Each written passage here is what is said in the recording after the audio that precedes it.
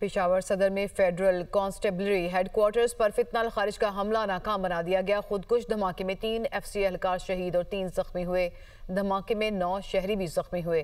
وزیر نے IG خیبر پختونخوا سے رپورٹ طلب کر لی۔ شہداء کی نماز جنازہ ادا کر دی گئی ہے۔ تفصیلات کے لیے ذیشان کاکا خیل کی یہ رپورٹ دیکھیے۔ FCA ہیڈ کوارٹر پشاور صدر پر دہشت گردوں کا حملہ بروقت کارروائی سے ناکام بنا دیا گیا۔ حملے میں 3 FCA اہلکار شہید، 3 زخمی ہو گئے، جبکہ 9 شہری بھی دھماکے کی زد میں آئے۔ دھماکے کے 11 زخمیوں کو لیڈی ریڈنگ جبکہ 1 زخمی کو خیبر ٹیچنگ اسپتال منتقل کیا گیا۔ CCPO پشاور ڈاکٹر میاں سعید کے مطابق صبح 8:10 پر 3 خودکش حملہ آوروں نے FCA ہیڈ کوارٹر میں گھسنے کی کوشش کی۔ ایک نے خود کو گیٹ پر اڑایا جبکہ 2 حملہ آور دھماکوں کے بعد اندر داخل ہو گئے۔ حملہ آوروں کے گیٹ میں داخلے کے بعد FCA اہلکاروں نے فوری رسپانس دیا۔ 50 سیکنڈ میں بختر بند مین گیٹ پر پہنچی اور وہیں 2 دہشت گردوں کو ہلاک کر دیا۔ فوری اور بروقت کارروائی سے بڑا نقصان نہیں اٹھانا پڑا۔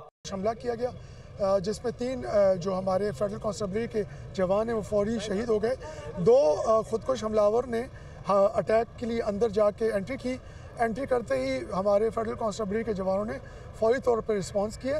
انہوں نے ان کو فوری طور پر نیوٹرلائز کیا۔ دھماکے کے بعد وزیر اعلیٰ خیبر پختونخوا لیڈی ریڈنگ ہسپتال پہنچے اور میڈیا سے گفتگو کرتے ہوئے کہا کہ صوبائی حکومت دہشت گردی کے خلاف اقدامات اٹھا رہی ہے۔ دہشت گردوں کے مقابلے میں پولیس کو جدید سہولیات دے رہے ہیں۔ ہم آلریڈی صوبائی حکومت ان کے لیے جو ماڈرن ایکوپمنٹس ہیں وہ آرڈر کر چکی ہیں، لیکن بدقسمتی سے اس میں تھوڑا ٹائم لگ رہا ہے۔ بلٹ پروف گاڑی آ چکی ہے اور ہم اپنی پولیس کی مزید کیپیسٹی بلڈنگ بھی کر رہے ہیں۔